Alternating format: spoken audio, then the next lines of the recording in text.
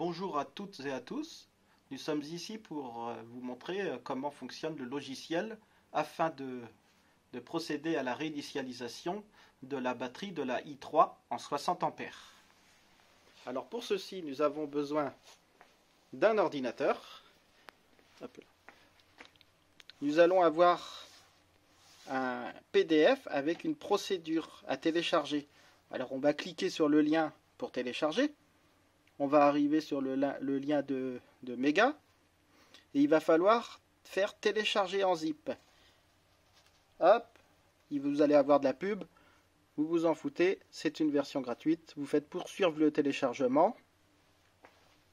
Une fois que vous avez ceci, vous allez avoir le téléchargement qui va se faire ici, mais vous allez avoir une pause de plusieurs heures parce que c'est gratuit. Sinon, il faut payer si vous ne voulez pas avoir une pause, quoi. Une fois que vous avez téléchargé le fichier, hop là, nous allons quitter ça. Nous allons arriver ici. Vous allez avoir tout ça, quoi.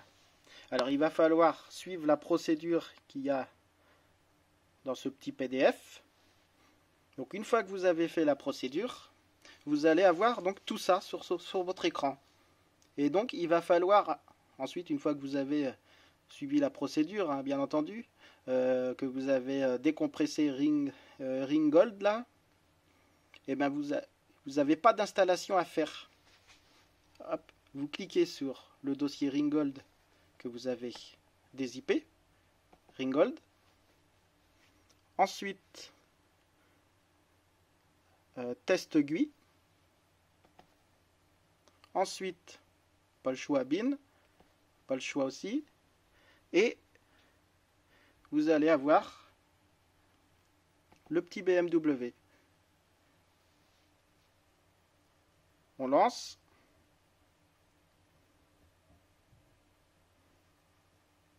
S'il veut bien se lancer. Donc là, le logiciel est lancé. Et nous avons le bon logiciel afin de réinitialiser la batterie de la BMW i3 en 60 ampères. Nous allons faire une autre vidéo après.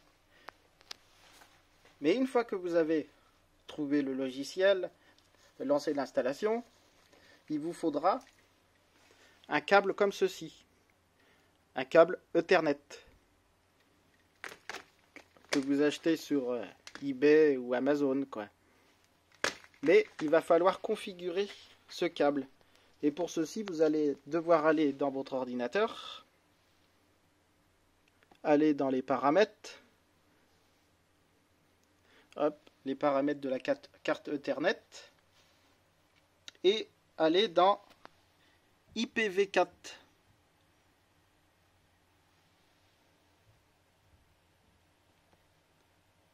Et ensuite, vous allez devoir cliquer sur utiliser l'adresse IP suivante et taper une adresse IP comme sur l'écran.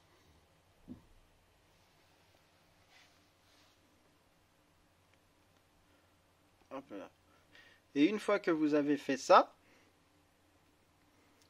il y a aussi un petit paramètre sur l'écran, sur le logiciel BMW. Alors vous voyez, on voit aussi la version qui est 4.10.15. Alors, il va falloir aussi aller dans interface véhicule et choisir ça. Après, OK. Et il faudra faire un test du véhicule. Et ensuite, on pourra procéder à la réinitialisation. J'attends notre BMW qui arrive tout à l'heure. Donc à tout à l'heure.